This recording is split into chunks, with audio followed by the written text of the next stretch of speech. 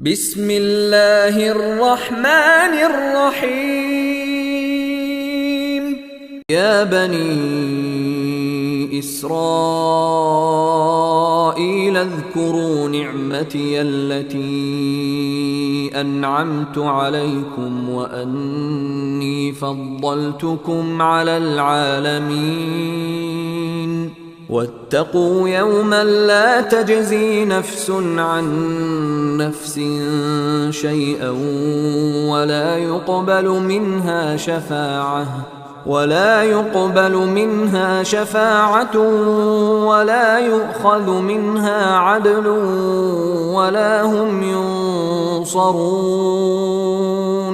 وإذ نجيناكم من آل فرعون يسومونكم سوء العذاب يذبحون أبناءكم ويستحيون نساءكم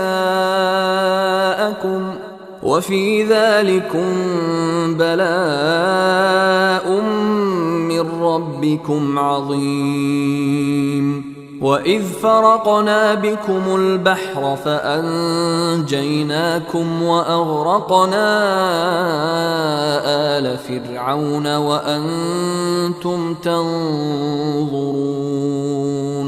وإذ واعدنا موسى 40 ليلة ثم اتخذتم العجل من بعده وأنتم ظالمون.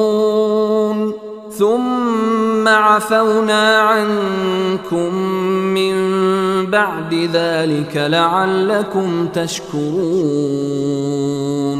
وإذ آتينا موسى الكتاب والفرقان لعلكم تهتدون. وإذ قال موسى لقومه يا قوم إنكم ظلمتم أنفسكم باتخاذكم العجل فتوبوا إلى بارئكم فاقتلوا أنفسكم ذلكم خير لكم عند بارئكم فتاب عليكم إنه هو التواب الرحيم. وإذ قلتم يا موسى لن نؤمن لك حتى نرى الله جهرة فأخذتكم الصاعقة وأنتم تنظرون. ثم بعثناكم من بعد موتكم لعلكم تشكرون. وظللنا عليكم الغمام وأنزلنا عليكم المن والسلوى كلوا من طيبات ما رزقناكم وما ظلمونا ولكن كانوا أنفسهم يظلمون. وإذ قلنا ادخلوا هذه القرية فكلوا منها حيث شئتم رغدا وادخلوا الباب سجدا وقولوا حطة نغفر لكم خطاياكم وسنزيد المحسنين.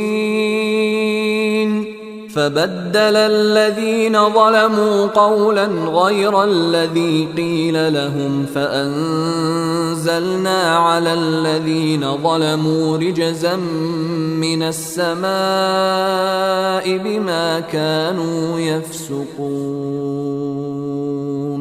وإذ استسقى موسى لقومه فقلنا اضرب بعصاك الحجر فانفجرت منه 12 عينا قد علم كل أناس مشربهم كلوا واشربوا من رزق الله ولا تعثوا في الأرض مفسدين.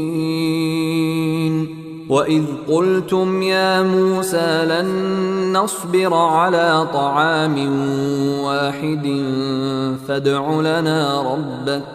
فادع لنا ربك يخرج لنا مما تنبت الأرض من بقلها وقثائها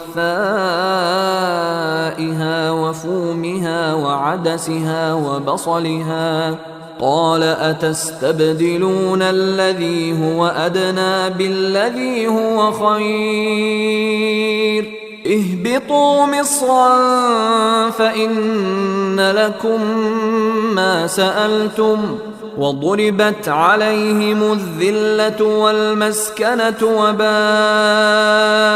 بغضب من الله ذلك بأنهم كانوا يكفرون بآيات الله ويقتلون النبيين بغير الحق ذلك بما عصوا وكانوا يعتدون